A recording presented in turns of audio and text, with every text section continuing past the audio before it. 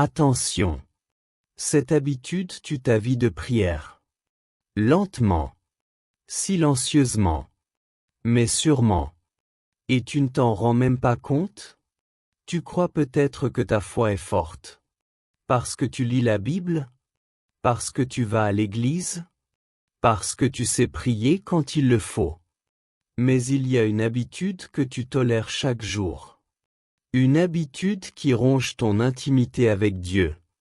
L'habitude de la distraction constante. Ton téléphone n'est jamais loin. Ton esprit saute d'une pensée à l'autre. Ton cœur est fragmenté. Et tu oses t'étonner que ta prière semble vide? Sans feu. Sans réponse. Jésus l'a dit clairement. Quand tu pries, entre dans ta chambre, ferme ta porte. Matthieu, chapitre 6, verset 6. Mais comment peux-tu fermer la porte de ton cœur? Quand tu laisses des milliers de voix numériques y hurler chaque heure? Tu crois que tu es maître de ton temps. Mais la vérité cachée, c'est que ton esprit est devenu esclave des notifications. Des vidéos sans fin, des justes 5 minutes, qui volent des heures entières à ta vie spirituelle.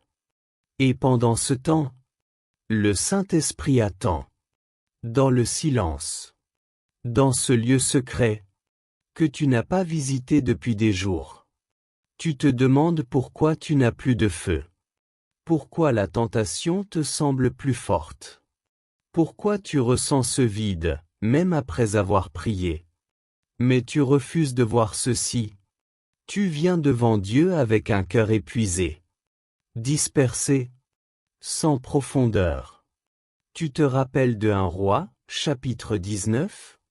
Dieu n'était ni dans le vent puissant, ni dans le tremblement de terre, ni dans le feu, mais dans un souffle doux et léger.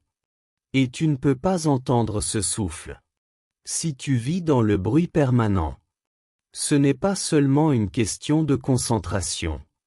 C'est une question de loyauté. Tu ne peux pas aimer Dieu de tout ton cœur. Marc, chapitre 12, verset 30. Quand ce cœur est partagé entre lui et 1000 autres séductions, le plus choquant, c'est que tu t'es peut-être habitué à une foi tiède, à une prière superficielle, et tu penses que c'est normal. Mais Dieu t'appelle à revenir à lui, entièrement, pas à lui donner les miettes de ton attention. L'ennemi ne cherche pas seulement à te faire tomber dans le péché flagrant.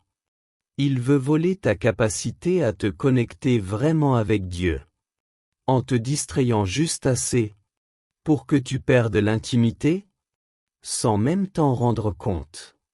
Et voilà le piège. Plus tu tolères cette distraction, plus tu deviens sourd à la voix de Dieu, aveugle à ses signes, insensible à sa présence. Tu lis Jérémie, chapitre 33, verset 3. Invoque-moi, et je te répondrai. Mais, quand as-tu vraiment invoqué Dieu? Sans interruption? Sans écran? Sans empressement de passer à autre chose? Ton âme crie famine, pendant que tu nourris ta chair, avec des contenus futiles. Et ce que tu ne réalises pas, c'est que chaque moment où tu choisis la distraction, plutôt que la présence de Dieu, tu t'éloignes un peu plus du feu, de la clarté, de la paix surnaturelle, que lui seul peut donner. Tu veux plus de puissance dans ta prière? Apprends à te retirer. Tu veux entendre sa voix? Réduis le bruit. Tu veux marcher dans la volonté de Dieu? Comme dans Romains, chapitre 12, verset 2. Alors, ne te conforme plus à ce siècle hyperconnecté qui épuise ta foi, en t'occupant jusqu'à l'épuisement. Ce que tu tolères en secret détruit ce que tu espères en prière. Reprends le contrôle.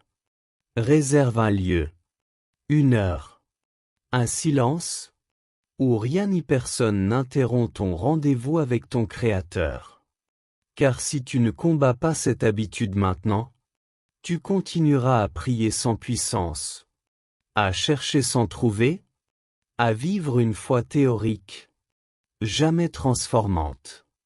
Dieu ne t'a pas sauvé pour une vie distraite, tiède, fragmentée. Il t'appelle à une vie cachée, brûlante, concentrée. Une vie où ta prière devient ton souffle, ta force, ton arme. Alors, arrête de t'excuser. Arrête de remettre à demain. Et coupe aujourd'hui cette habitude qui tue ton intimité avec celui qui t'aime plus que tout.